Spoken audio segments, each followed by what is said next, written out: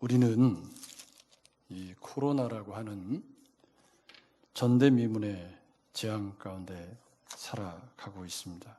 그래서 교회도 그렇고 또 정부를 운영하고 있는 우리 대통령님도 그렇고 또 우리 시대를 살아가는 모든 사람들이 역사상 유례 없는 그런 전염병으로 인해서 이전에 경험하지 못했던 그런 어려움들을 경험하는 시대에 우리가 살아가고 있습니다. 특히 우리 시대의 교회는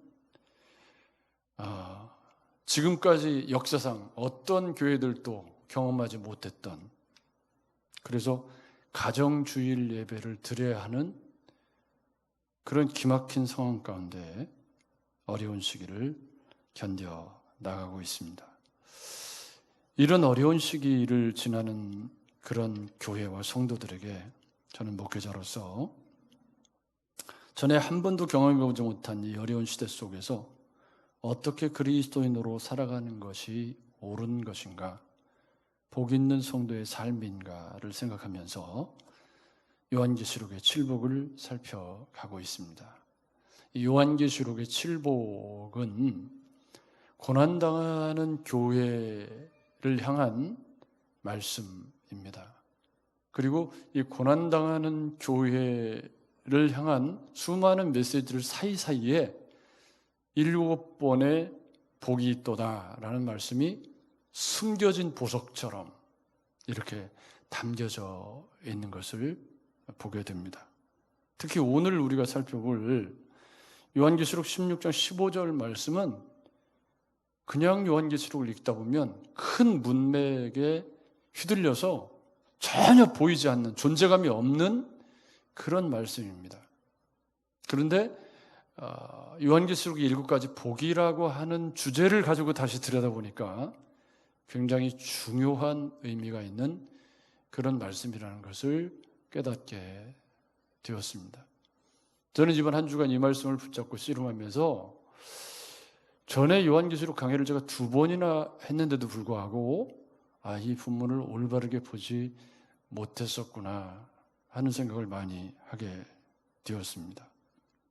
일단 우리가 지난주에 요한계시록의 7복 중에 1장 1절부터 3절과 22장 6절, 7절에 있는 말씀을 가지고 이 예언의 말씀을 읽고 듣고 지키는 자가 복이 있다. 그러니까 말세를, 고난의 시대를 살아가는 성도의 복이 뭐냐? 이 예언의 말씀을 읽고 듣고 지켜나가는 그 삶 자체가 뭐 하는 겁니까? 복 있는 성도다. 이 말을 뒤집어 말하면 어려움을 이길 수 있는, 어려운 시대를 이겨나갈 수 있는 성도의 유일무이한 비결은 뭐다? 이 예언의 말씀을 읽고 듣고 지키는 것이, 그것이 성도가 이 어려운 시대를 이겨나갈 수 있는 비결이다라는 말씀으로 요한계시록을 열고 요한계시록을 닫았습니다. 여러분 동의하시죠? 그런데 이 예언의 말씀을 읽고 듣고 지키는 자가 복이 있다는 말씀 그 안에 수도 없는 말씀이 있는데 주님이 우리와 함께 계신다. 나는 알파와 오메가다. 처음부터 끝까지 너희와 함께 있다. 라는 말씀이 함께 들어있습니다. 혼자 견디는 것이 아니라 주님과 함께 견뎌 나가는 것이죠. 그러면서 두 번째로 살펴본 복이 요한계시록 14장에 있는 말씀이었는데 주 안에서 죽는 자는 복이 있다. 이 주 안에서라는 말을 우리가 어떻게 해석했냐면 요한계시록에 나오는 42달 1260일 한때 두때 반때, 이 말세라고 지칭하는 이 시간을 주 안에서 우리가 사는 시간이라고 본 겁니다. 이것은 오늘 우리가 읽은 본문에서도 똑같은 중요한 의미를 가지고 있기 때문에 요한계시록에서 말씀하고 있는 성도가 살아가야 하는 시간을 요한계시록은 뭐라고 보는 거냐면 말세라고 보는 겁니다. 그걸 42달 1260일 뭐 이렇게 표현하긴 했지만 사실은 그 시간은 뭐냐면 주님 초림과 재림 사이에 우리가 살아가고 있는 고난의 시대를 의미한다는 말입니다. 그런 고난의 시대 속에 그리스도인은 주 안에서 살고 주 안에서 죽게 되었을 때 비로소 그치고 따르는 그런 복을 누리게 된다라는 것이었습니다. 오늘 이제 요한계시록 16장 15절 말씀은요, 14절과 16절을 연결해야 맞아요. 거기에 들어가야, 여기 보십시오. 모으더라, 새 영이 히브리어로 아마겟돈이라 하는 곳으로 왕들을 모으더라, 이렇게 끝나야 돼요. 그죠? 여러분 14절을 읽고 그 다음에 15절을 빼고 16절로 연결해도 아무 문제가 없어요. 그런데 이 15절이 마치 안 들어가야 될 구절이 들어가 있는 것처럼 여기 끼어 들어가 있다는 말입니다. 따라서 이 15절은 의도되어진 말씀이라는 걸 우리는 주목해야 합니다. 그러니까 이 15절의 말씀을 올바르게 이해하기 위해서는 먼저 14절, 16절 그리고 여섯 번째 그 대접에 해당되는 그 부분을 먼저 살피고 가까운 문맥부터, 그리고 16장 전체를 대접재앙이라는 전체를 살피면서 15절이 왜 여기에 들어가야 되었는가라는 의미를 찾아내는 것이 굉장히 중요해 보입니다. 그러니까 보라 내가 도적같이 오리니, 이 말은 먼저 결론부터 말씀드리면 요한계시록 전체에 있는 일들은 언제 일어날지 알 수 없다. 이 도적같이 오리니라는 말은 주님이 언제 오실지 모른다는 말이잖아요. 근데 이게 지금 어떤 말씀 사이에 들어있냐면 그 전능하신 이의 큰 날의 전쟁을 위해서 그들이 모았다라는 말씀과 아마겟돈이라 하는 곳으로 모여들더라, 최후의 전쟁을 하기 위해서 모여들더라 하는 말씀, 그 사이에다가 이 말씀을 끼워넣으면서 보라 내가 도둑같이 오리니 그럽니다. 그러니까 도둑같이 오신다는 말은 이 전능하신 큰 날, 전능하신 이의 큰 날에 있을 전쟁을 위하여 모으는데 그러든지 말았든지 나는 도둑같이 올 거다. 그 말은 무슨 말이죠? 이 날이 언젠지 뭐 이런 거 계산하지 말고 내가 도둑같이 온다. 이건 마태복음에서도 일관되게 했던 말씀입니다. 따라서 이 도둑같이 오리니라는 말씀은 요한계시록 전체를 가름짓는 굉장히 중요한 또 하나의 중심을 이루고 있다는 것을 알 수가 있습니다. 그러니까 뭐 언제 이런 일이 있을 것인가 이걸 막 계산하고 따지고 이렇게 살지 말아라, 도둑같이 온다. 그렇게 보면 15절이 굉장히 중요한 의미가 됩니다. 자, 그러면 일단 12절부터 16절까지가 여섯 번째 대접재앙입니다. 그래서 여섯째 천사가 그 대접을 큰 강 유브라데에 쏟았다. 이 유브라데는 요한계시록에 자주 나옵니다. 이 다섯 번째 대접에서 짐승의 보좌의 심판이 쏟아지고 일곱 번째 대접에서 공중에 하나님의 심판이 이루어집니다. 따라서 여섯 번째 큰 강 유브라데 역시 영적 전쟁의 양상을 표현하는데, 이 대접 재앙에도 등장했지만 여섯 번째 나팔에서도 유브라데에는 심판이 시행되는 장소로 언급이 되어졌습니다. 네 천사가 큰 강 유브라데에 놓여 사람 3분의 1을 죽이게 되는데, 여기에 사용된 군사는 마병대로서 그 수가 2만만이며 그들의 입에서 나오는 불과 연기와 유황으로 사람 3분의 1이 죽임을 당합니다. 근데 나팔 재앙 때는 자신의 백성들을 해하는 희한한 모습이 등장했었죠. 그런데 여섯 번째 대접 재앙에서는 하나님의 군대와 최후의 일전을 위해서 유브라데로 모여든다는 거예요. 근데 여기 보면요, 내가 보니까 개구리 같은 새 더러운 영이, 잘 읽으셔야 됩니다. 개구리 같은 새 더러운 영인데요, 이 개구리 같은 새 더러운 영이 용의 입과 짐승의 입과 거짓 선자 입에서 나왔다. 그러니까 개구리 같은 새 더러운 영은 어디서 나온 겁니까? 용의 입과, 용은 뭐예요? 적그리스도의 세력의 제일 우두머리 역할로 요한계시록에 이미 용이 물을 토해서 교회를 핍박했던 그런 그림 언어가 앞에 나왔었습니다. 그리고 짐승은 바다에서 올라온 짐승, 땅에서 올라온 짐승 하면서 짐승이 나왔었고요. 거짓 선자도 앞에 나왔던 개념입니다. 그러니까 여기에서 나온 그들에게서 나온 영을 개구리 같은 새 더러운 영이라고 그랬단 말이에요. 근데 이 개구리같이 더러운 새 영이 14절에 보니까 그들은 뭐라?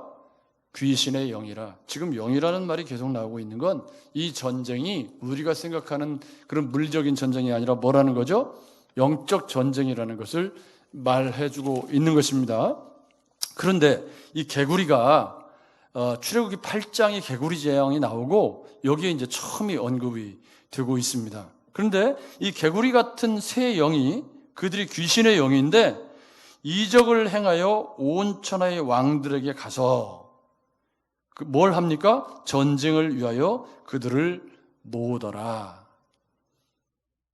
그러니까 용의 입에서 나오고 짐승의 입에서 나오고 거짓 선자, 하나님을 대적하는 모든 세력의 입에서 나온 영을 개구리 같은 새 영이라고 표현했는데 이 개구리 같은 새 영이 지금 마지막 전쟁, 아마겟돈 전쟁을 위해서 뭘 합니까? 세력을 모으더라. 그런데 그 날이 하나님 곧 전능하신 이의 큰 날입니다. 마지막 심판 날이죠. 사실은 짐승의 영이 개구리 같은 새 영이 전쟁을 준비한다고 하지만 이 말씀의 결론은 하나님이 그들을 심판하신다잖아요. 그런데 그런 심판의 문맥 속에 15절이 끼어 있는 거예요. 그러니까 아마겟돈 전쟁 16절에 새 영이, 그러니까 개구리 같은 새 영입니다. 바다의 용의 입에서, 짐승의 입에서, 거짓 선자의 입에서 나온 개구리 같은 새 영이에요. 그 새 영이 뭘 하고 있냐면 왕들, 세상의 왕들의 세력을 다 규합해가지고 지금 무깃도라고 하는 곳에서 아마겟돈이라고 하는 곳에서 마지막 하나님의 심판의 큰 날에 전쟁을 치르기 위해서 모여들고 있더라. 그런데 그 사이에 보라, 이렇게 들어가 있는 거예요. 내가 도둑같이 오리니, 이렇게 된 거예요. 그러니까 하나님의 전능하신 이의 큰 날이 언제가 될지 안다 모른다는 거예요. 도둑같이 오리라, 이 말은 모른다는 뜻입니다. 모른다는 뜻이죠. 그러니까 하나님의 전능하신 이의 큰 날을 예측하지 말고, 그리고 너희는 깨어 자기 옷을 지켜 벌거벗고 다니지 아니하며 자기의 부끄러움을 보이지 아니하는 자가 복이 있다, 이렇게 되는 거예요. 그러니까 이 15절이 중요합니까? 중요하지 않아요? 굉장히 중요합니다. 이 심판의 문맥 속에 성도가 어떻게 살아야 될지를 말씀하고 있는 굉장히 중요한 구절이라는 겁니다. 그러면 이 근접 문맥을 보았으니까 앞쪽을 조금 더 보면요. 앞쪽에는 무슨 얘기가 나오냐면 이게 이제 6개의 대접 재앙이에요. 7개의 대접 재앙인데 그 중에 이제 하나님의 심판은 의로우시다라는 말씀이 4절부터 7절이 나오는데 여러분 보십시오. 셋째 천사가 그 대접을 강과 물 근원에 쏟았습니다. 그랬더니 피가 되고 물을 차지한 천사가 이르되 전에도 계셨고 지금도 계신 거룩하신 이여 이렇게 심판하시니 의로우시도다. 그들이 성도들과 선지자들의 피를 흘렸으므로 그들에게 피를 마시게 하시는 것이 합당합니다 라고 말했습니다. 그랬더니 제단이 말하기를, 이 제단이 앞에도 계속해서 나왔었거든요. 6장 9절에 보면 제단 아래 누가 있었냐면 순교자들의 영혼이 탄원하는 말씀이 계시록 6장 9절에 나왔습니다. 그러니까 제단이 말을 할 수는 없잖아요. 여러분 영상으로 저를 만나고 있지만 성경을 저하고 같이 찾으시면서 차분히 읽어가지 않으면 오늘 본문은 조금 잘 이해하기가 어려운 면이 있습니다. 그러니까 성경을 보시면서 7절에 내가 들으니 제단이 말하기를 그러하다. 주 하나님 곧 전능하신 이시여 심판하시는 것이 참되시고 의로우시다. 근데 제단이 어떻게 말을 해요? 제단이 말을 할 수는 없잖아요. 그러니까 6장 9절에 제단 아래 순교자의 영혼이 탄원하는 말씀이, 그래서 10절 말씀에 의하면 거룩하고 참되신 대주제여, 6장 10절입니다. 땅에 거하는 자들을 심판하여 우리 피를 갚아주지 아니하시기를 어느 때까지 하시겠습니까? 라고 탄원합니다. 그런데 16장에 그 제단에서 이 심판이 의롭다고 외치는 소리가 울려 퍼지고 있다는 말입니다. 그래서 하나님의 심판이 성도들의 기도로 인해서 이루어진다라고 마지막 대접장의 문맥 속에 살짝 또 끼어들어가 있습니다. 그러니까 고난의 시대를 살아가는 성도가 기도해야 되지 않겠느냐라는 간접적인 말씀이 되는 거죠.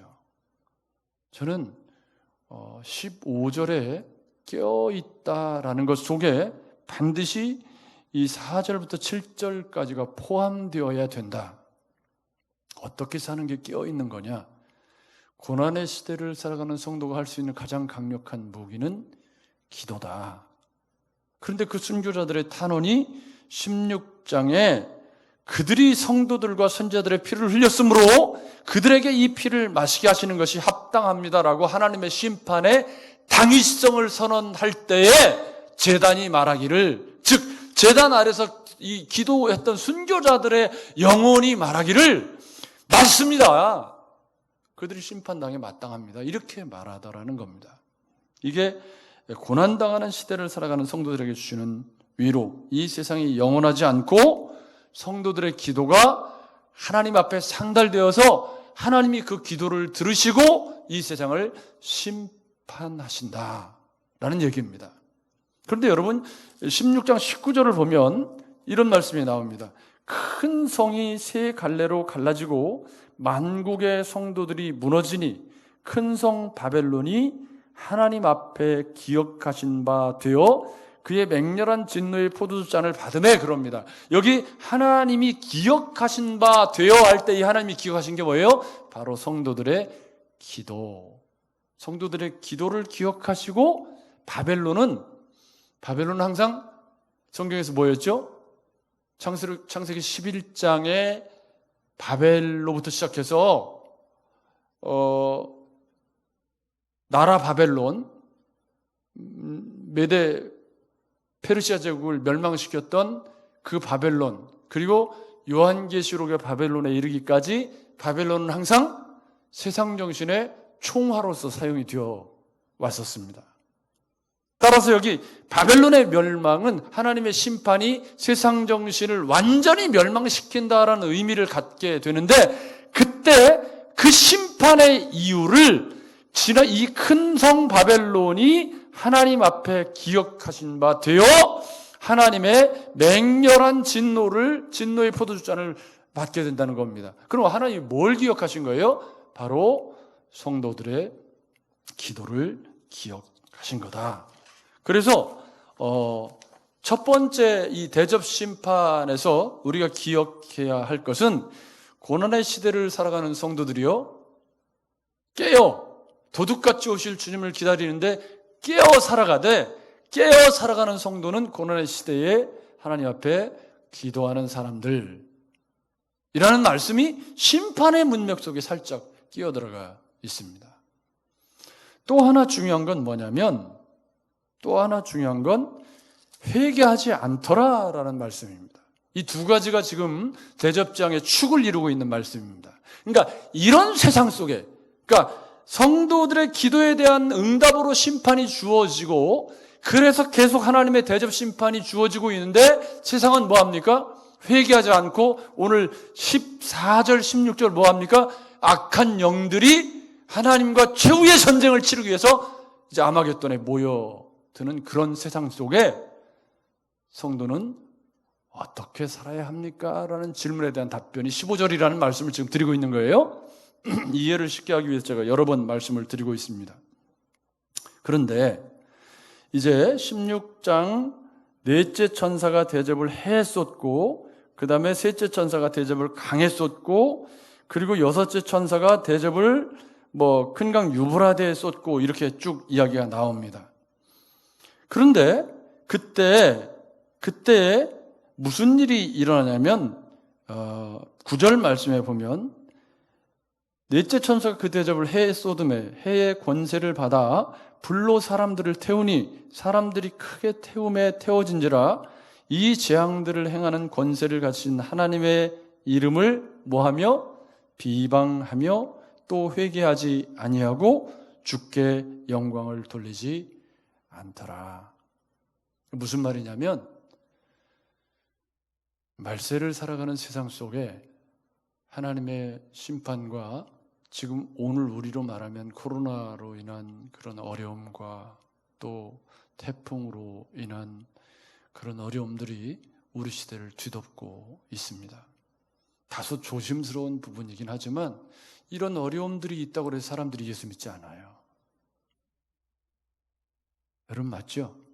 오히려 지금 우리 시대는 물론 교회가 잘못한 부분이 많이 있고 교회로부터 많은 전염병이 창궐을 했기 때문에 교회가 욕을 먹는 게 참 부끄럽지만 그럴 수 있다고 생각됩니다. 그러나 그것이 하나님을 함부로 취급하고 이렇게 적대적인 그런 분위기가 우리 시대를 뒤덮고 있습니다. 그런 우리 시대의 분위기와 이 요한계시록 16장을 일치시켜서 이야기하기는 좀 다소 어려운 점이 있겠지만 사람들이 회개하지 않더라. 다섯째 천사가 그 대접을 짐승의 왕자에 쏟았습니다.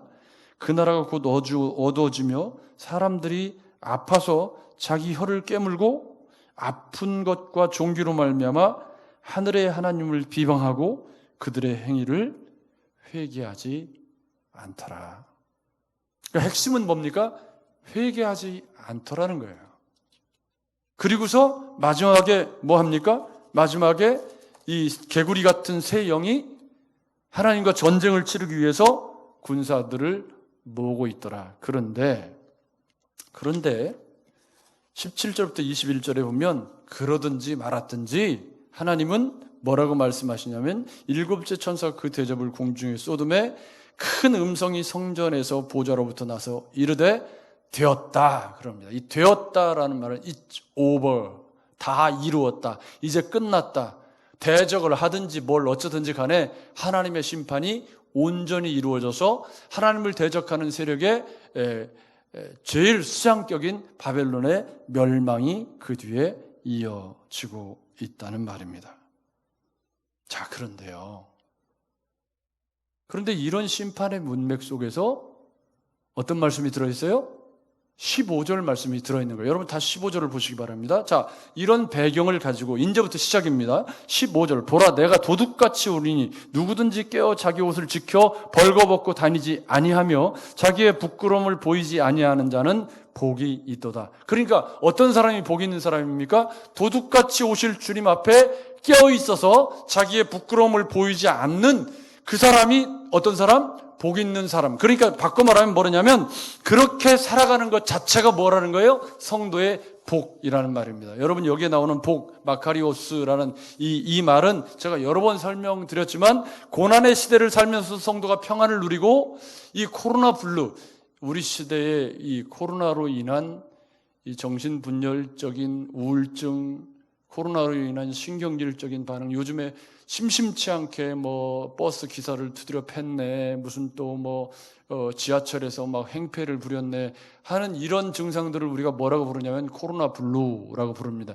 이 코로나 블루라는 이 말은 새로 생긴 신조어인데 코로나라는 말과 블루, 이게 뭐 우울증과 같은 그런 증상을 합쳐놓은 새로운 신조어입니다. 그러니까 코로나가 길어짐으로 인해서 사람들이 보이는 신경질적인 반응, 그리고 막 히스테릭한 그런 반응을 코로나 블루라고 부릅니다. 그런데 이 코로나 블루 시대를 살아가는 성도들에게 어떻게 그럼 이 시대를 이겨갈 수 있느냐라는 질문에 대한 답변을 15절에 말씀을 하고 있는 겁니다. 가장 주목할 것은 도둑같이 온다, 도적같이 온다.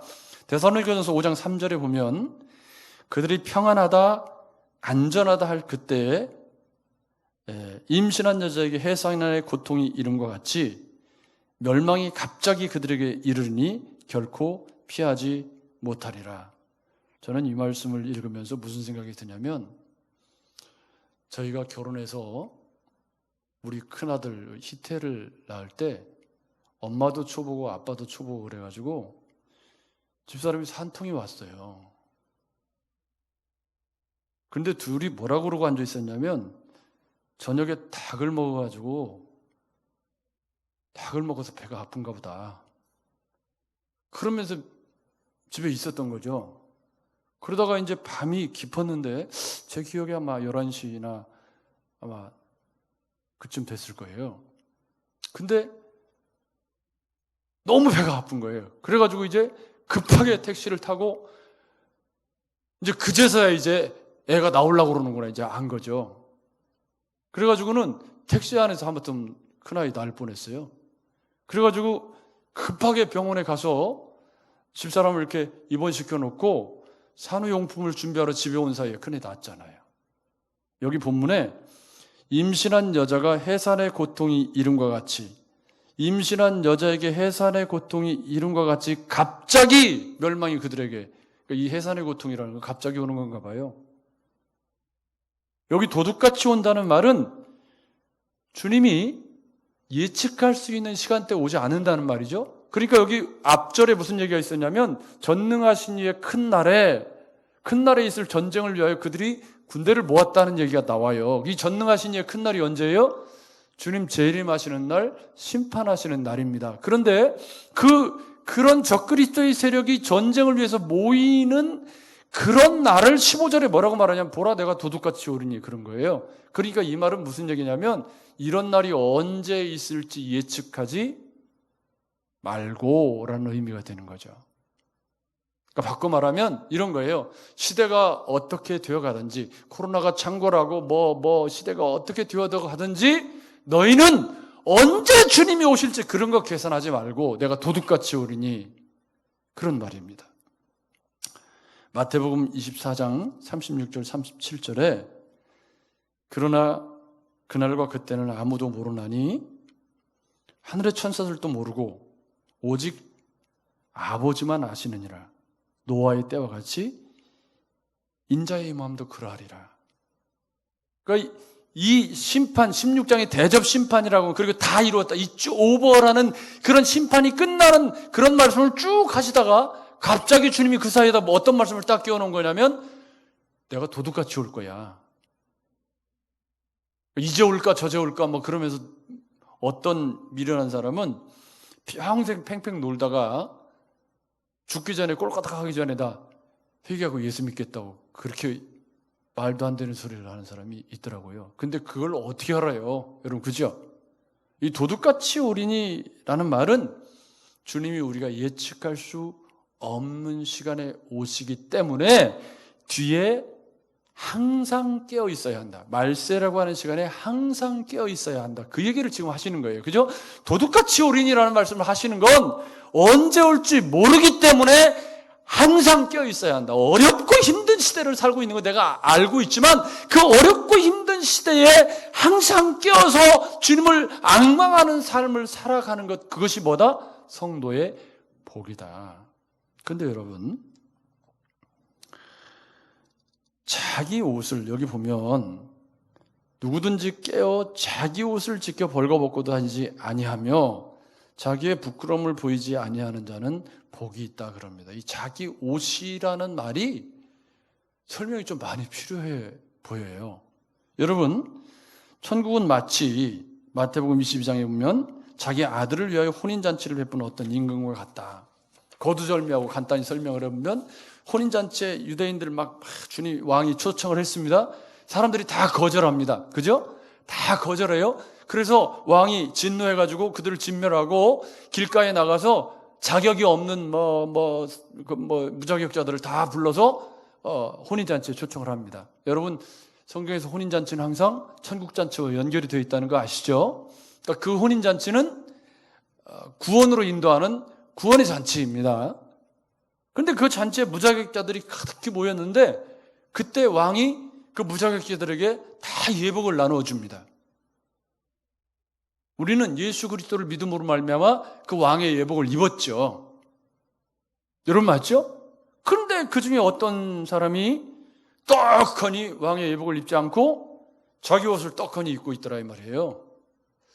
아마 저처럼 양복이 예쁜 양복이었는지 모르겠지만 그 왕의 예복이 아닌 자기의 옷을 입은 그 사람을 왕이 어떻게 하죠? 진노하면서 뭐 너 왜 예복 안 입었냐 이렇게 부르니까 유구무원이건을 왕이 진노하셔서 그를 바깥 어두운데 이렇게 심판에 내던지라는 말씀이 나옵니다.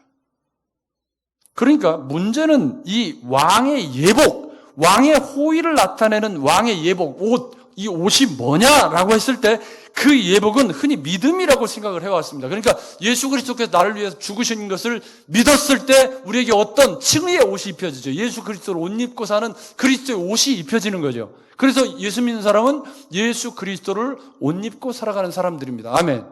여러분 맞죠? 그런데 문제는 그 예복을 입지 않고 내 의복을 입고 있다는 건 무슨 얘기죠? 예수 그리스도의 의가 아닌 내 의로 주님 앞에 나가겠다는 거예요. 그래서 그 사람 심판받은 겁니다. 그런데 문제는 그 왕의 예복을 입는다는 말은 그 혼인잔치에 초청을 받아서 왕이 준 예복을 입고 그 자리에 앉아있다는 말은 그 혼인잔치에 함께 참여하고 그 왕이 요구하는 것에 순종하고 왕이 원하는 삶을 살아가겠다라는 의미라는 말입니다. 그게 왕의 예복을 입었다라는 말이죠.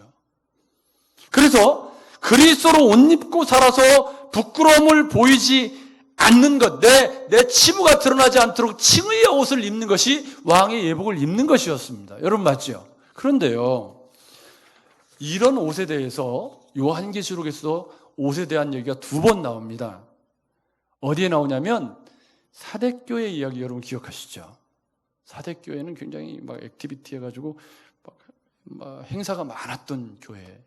그런데 주님이 그 교회를 향해서 니네가 행사는 많이 하는지 모르겠지만 니네는 시체다, 네크로스, 시체 같은 교회다라고 말씀을 하셨습니다.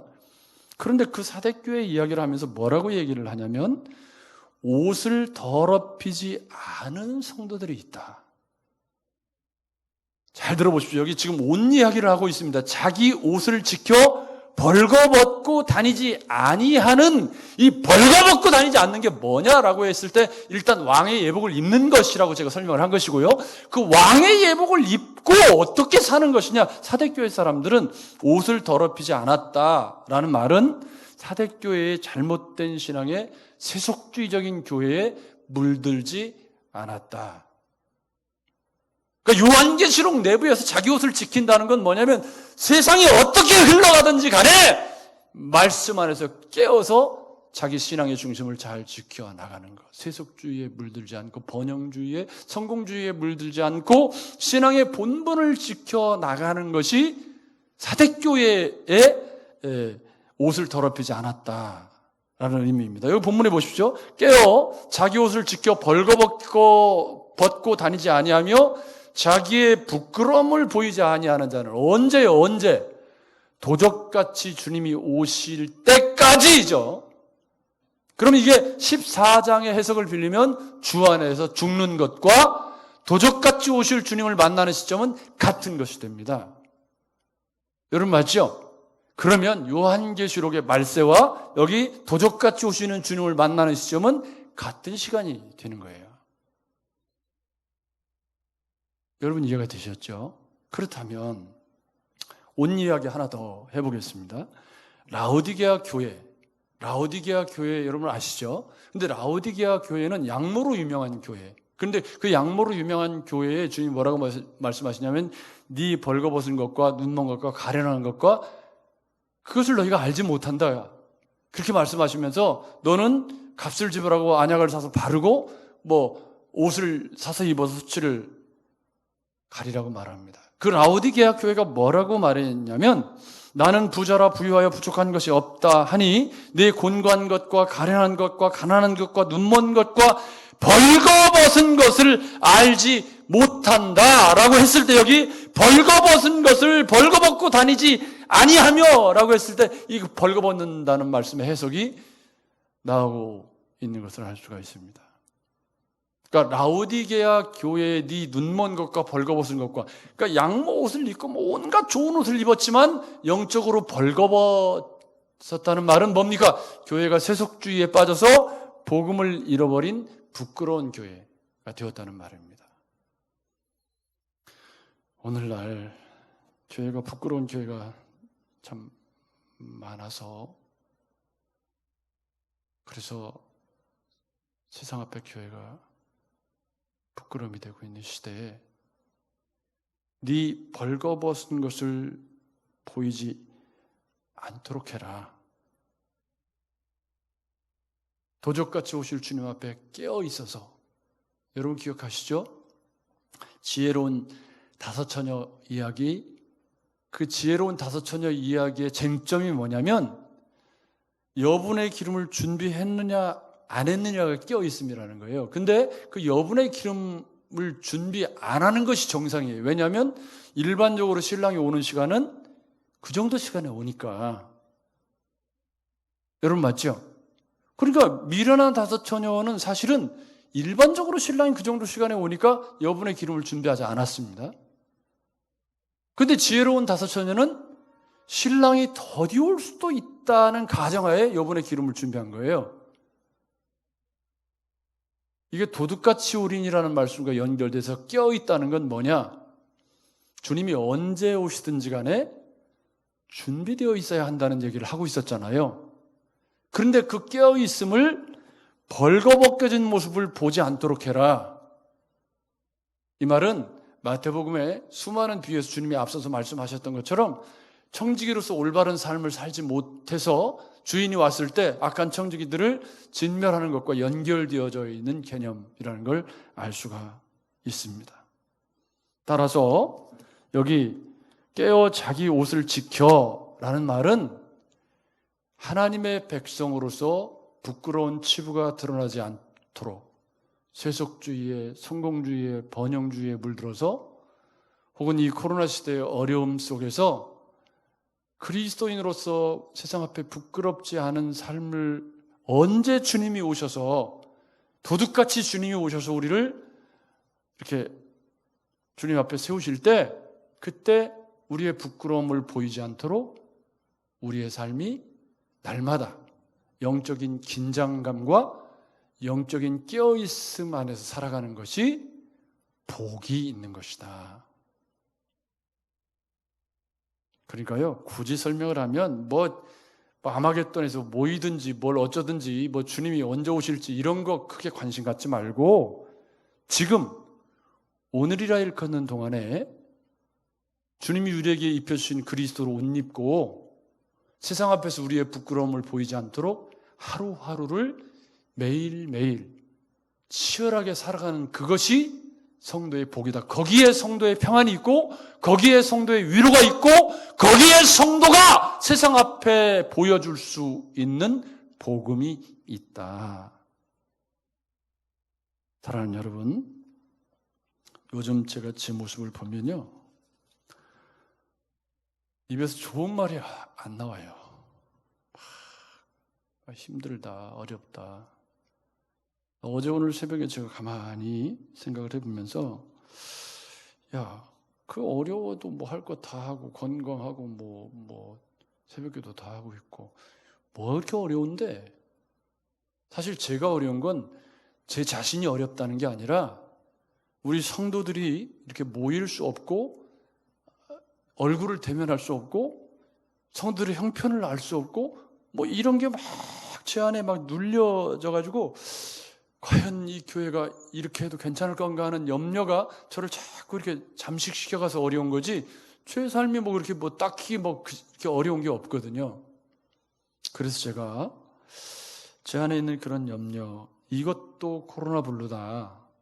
영적 코로나 블루. 그래서 제가 코로나 블루라는 주제로 칼럼을 제가 쓰면서 제 스스로 깨달은 것이 뭐냐면, 도둑같이 오실 주님, 그러니까 16장은 대접재앙인데 회개하지 않는 사람들, 성도들의 기도를 들으시고 심판하시는 하나님, 다 이루었다라고 말씀하시는 심판이 끝나는 시점, 그리고 아마겟돈 전쟁, 이 사이에 도둑같이 오실 주님을 깨어서 기다리는 성도가 복이 있다라는 말씀이 딱 거기 끼어들어가 있는 것은 너희가 시대가 어떻게 되든지 간에 주님이 언제 오시든지 간에 너희가 자기 옷을 잘 지켜서 그리스도인으로서 그리스도로 칭의의 옷을 입은 성도답게 세상 앞에 부끄러움이 되지 않도록 코로나 블루를 잘 이겨내고, 아멘, 우리 시대를 잘 이겨내고, 그리고 날마다 말씀 앞에 끼어 기도하고 그렇게 아름다운 덕을 세상에 보여주며 살아가는 것이 그게 복이 있는 성도다. 그것 자체가 이 세상에서 누리는 너희의 복이다 라고 16절이 이해되더라. 15절이 그렇게 이해되더라. 그런 말씀입니다. 사랑하는 여러분,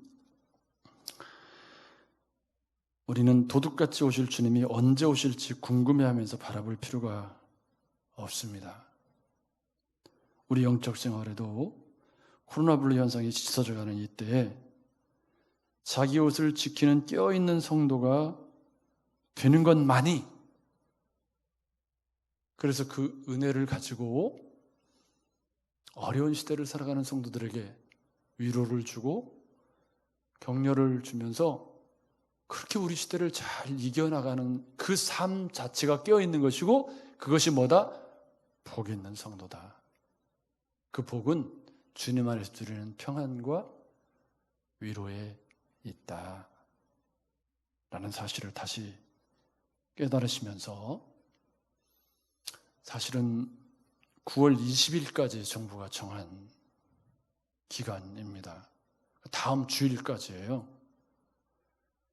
너무 제가 힘들어서 다음 주에는 모여서 예배를 하고 싶은 마음이 너무 제 안에 간절합니다. 이제 이번 주에 당회가 모여서 상의를 하긴 하겠지만 어느 정도 답은 나와 있는 것이죠.